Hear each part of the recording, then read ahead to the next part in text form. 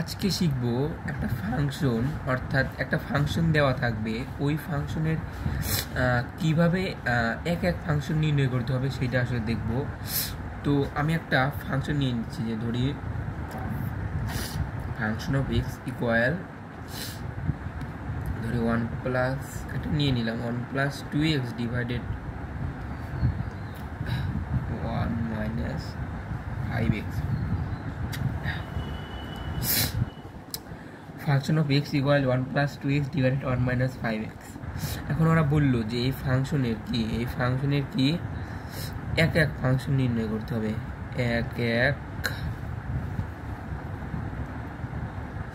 Function নির্ণয় করো। মূলত এক এক ফাংশন, তারপর আবার বিপরীত ফাংশন, এগুলা প্রতিবার যখন এইচএসসি বোর্ড পরীক্ষা হয় তখন 4টা বোর্ডে দিবেই, ঠিক আছে, 4টা বোর্ডে দিবেই। তো আমি এক এক ফাংশন বিপরীত ফাংশন কীভাবে নির্ণয় করতে হয় সেটা কিন্তু আমি দেখাইছি। এখন আমি মানে এই ভিডিওতে দেখাবো যে কীভাবে এক এক ফাংশন নির্ণয় করতে হয়, ঠিক আছে,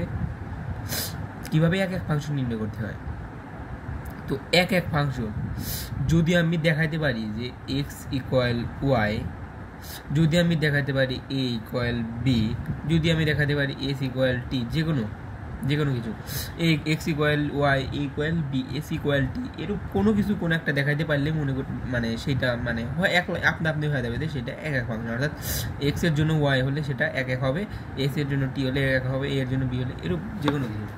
তো আমি মূলত এক্স আর ওয়াই দিয়ে করি, হ্যাঁ ঠিক আছে, এক্স আর ওয়াই দিয়ে করি। কী করবো জানো, প্রথমে আমি এক্স এর জায়গায় মানে এই এক্স এর জায়গায় আমি এক্সই বসাবো, ঠিক আছে, আবার দেন এই এক্স এর জায়গায় আমি ওয়াই বসাবো।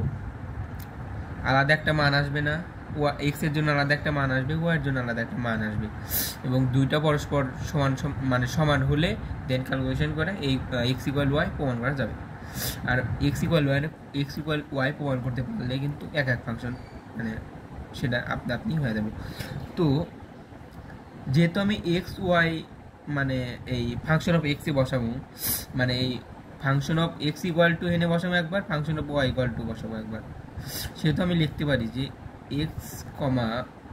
ওয়াই। আমি কিন্তু চাইলে এ আর বি দিয়ে করতে পারি, এস টি দিয়ে করতে পারি, যে কোনো কিছু। আমি মূলত এখন এক্স ওয়াই দিয়ে করবো, ঠিক আছে। তাহলে এক্স ওয়াই এলিমেন্ট আমাকে এই কথাটা লিখতেই হবে, ঠিক আছে, যে এক্স ওয়াই এলিমেন্ট ডোম কি বলো তো, এফ।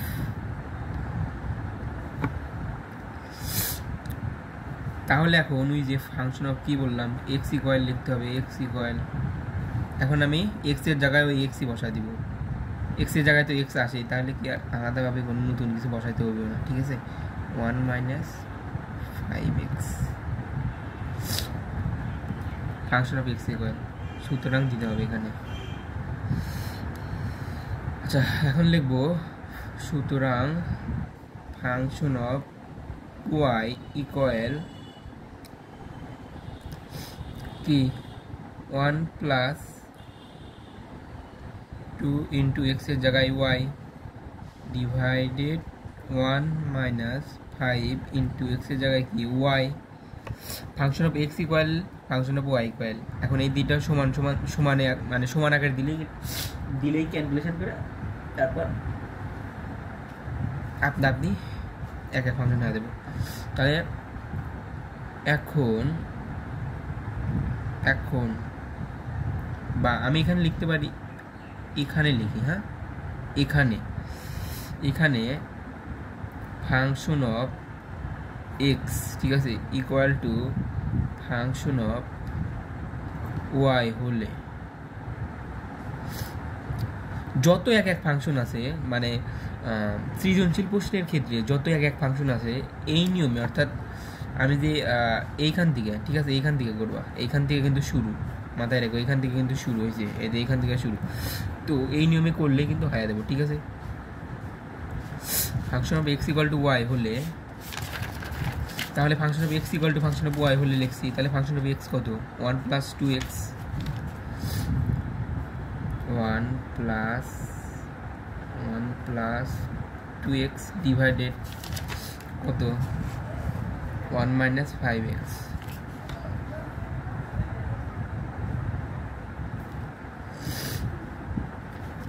ফাংশন অফ x লিখছি ফাংশন অফ x ইকুয়াল কি ফাংশন অফ y না ফাংশন অফ x ইকুয়াল কি ফাংশন অফ y না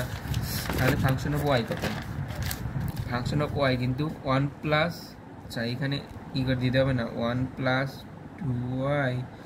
ডিভাইডেড 1 মাইনাস 5y ঠিক আছে তাহলে কি 1 plus 2y divided 1 minus 5y function of y 1 plus 2y divided কি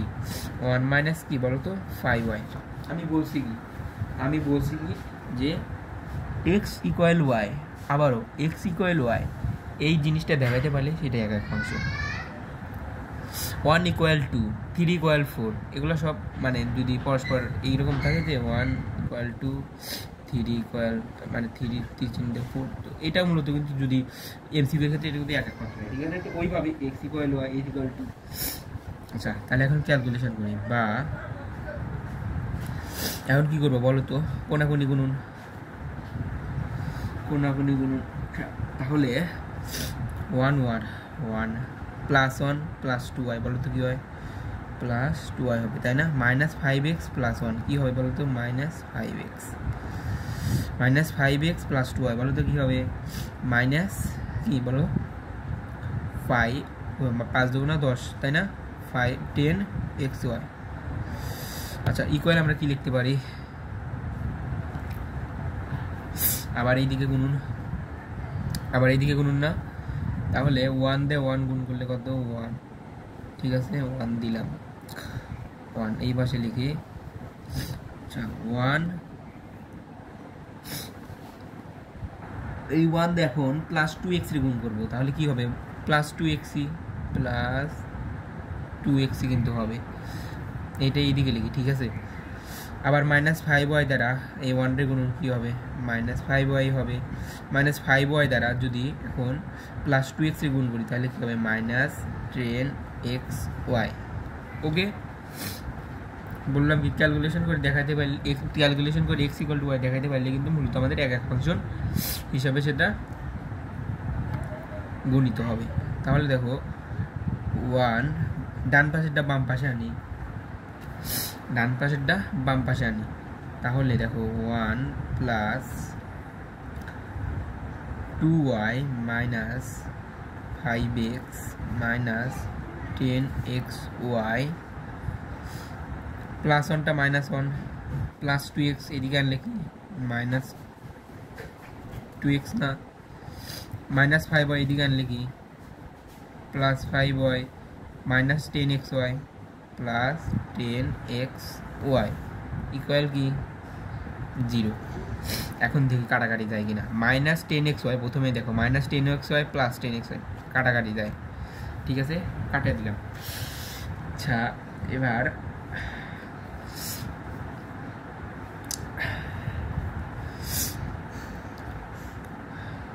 প্লাস 1 মাইনাস 1 কিন্তু কাটা ঠিক কি না ঠিক আচ্ছা এবার আমরা দেখতে পারি একটা জিনিস সেটা হলো আচ্ছা আবার বাদে ঠিক আছে বাদে আমরা দেখো প্লাস 2y প্লাস 5y কত হয় বলতো প্লাস কি 7y না তাই না 7y এখন দেখো মাইনাস 5x মাইনাস 2x বলো তো কত হবে মাইনাস কি 7x এইটা মূলত কিন্তু আমাদের কাটাকাটি যায় না তো ক্যালকুলেশন করে এটা পাইলাম তাহলে দেখো 7y দেখো মাইনাস 7x যদি ওইদিকে যায় কি প্লাস 7x ঠিক আছে না তাহলে এবার দেখো এই যে 7 কাটা যায় না এবার কি পাইলাম y ইকুয়াল টু x পাইলাম কি না এবার আমরা লিখতে পারি সুতরাং দিয়ে লিখতে পারি না সুতরাং x ইকুয়াল y এই যে আমরা x ইকুয়াল y দেখাইছি কি না দেখাইছি এখানে আমাদের প্রমাণ হয়ে গেল যে x ইকুয়াল টু y না এটাই মূলত এক function x equal to y দেখাইছি এক ফাংশন শেষ ওকে